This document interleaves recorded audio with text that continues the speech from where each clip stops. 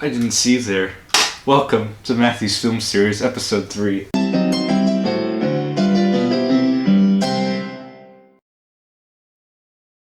Oh my gosh, guys, we're on Episode Trace. This is really something to toast to. Change out mugs.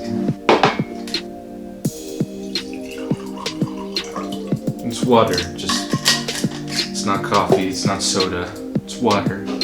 Good old H2O. Oh my gosh, I'm so glad you read my mug. This is a sharp, not a hashtag. Music jokes. Speaking of music, also this. Today's episode is about music. It's how is music important to film?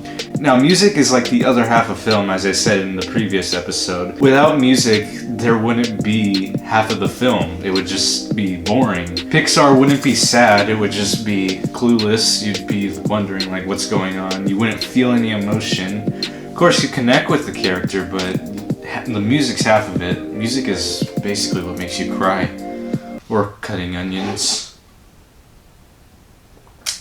So, a brief history of music and film. Film used to not have any sound whatsoever. It used to just be music. So, there you go. That's where music came in the film. Is the silent films, they would just have a piano playing, and it was oftentimes funny. So, like Charlie Chaplin, I think that's his name. Let me look it up.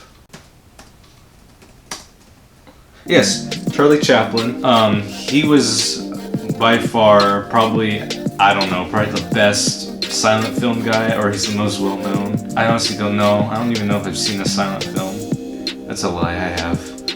Music used to be basically 75%, and the other 15 was the film part of it. So yeah, music basically worked itself in the film, and it gives you a funny kind of cheery vibe, or it can give you a scared vibe, or any other vibe you want. Obviously, film conveys the audience's emotions. Again, I know I keep using the example. Pixar is really good at making you sad because it's often just a piano, and it just hits you hard when Dory finds out that she's found her parents, or when Ellie passes away. But also, there's a flip side to that. For example, in Up, when they are saying goodbye to Kevin, you would often think that would be a sad moment. But they're using a happy song, and the characters are happy for Kevin to move on, because this whole movie we've been looking for her babies, and she's finally reconnected, not in danger, by Mr. Charles Muntz, who owns a lot of dogs. Why?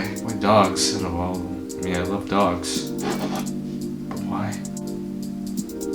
Another thing with music is it can make the audience connect emotionally. Now, I did talk about this in the previous episodes, but when you hear something, it can make you feel something. So, a piano bells, a light drum beat that can make you feel cheerful or happy. Piano by itself can make you feel sad. A deep tone can make you feel scared. For example, the Shining theme song, it's creepy. Very, very creepy. But that theme song has actually been used in many movies. For example, it's actually used in Star Wars when Luke goes back to his hut where his uncle and aunt live, and he finds a bunch of fire in it, and they're actually using that same song. Here, take a look.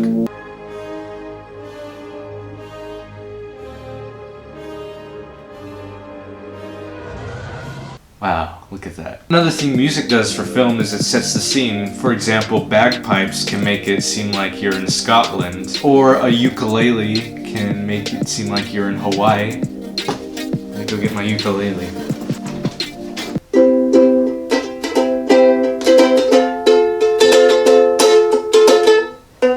Came out, dang it.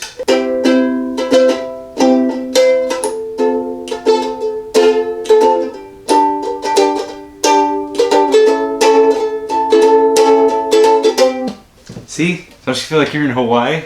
No? Yeah, me neither. Because we're in California, in quarantine. And another way music is important to film is scores. Now, scores or soundtracks, basically a score is music written specifically for that movie. So Jaws, for example, the theme song, you know, it's very scary. You don't see the shark, you're looking through the shark's eyes, and it gets scarier when it gets closer to its victim and it just gets them. Sorry, I forget this is a school project. Gotta be rated G. Or not, I don't know. Oh, and one more thing I want to dive into in this episode is John Williams and Steven Spielberg. They always work together. Steven Spielberg is obviously one of the most iconic directors, in my opinion, but he's very well known. And a quote from Spielberg was, "Without John Williams, bikes don't really fly, nor do brooms in Quidditch matches, nor do men in red capes. There is no force, dinosaurs do not walk the earth, we do not wonder, we do not weep, we do not believe." So obviously, Spielberg has said many times that John Williams is like the second half to him in his films because it really makes you feel something. For example, dinosaurs walking, as he said in his own words, or a bike flying like E.T., or that adventure that you get in Indiana Jones.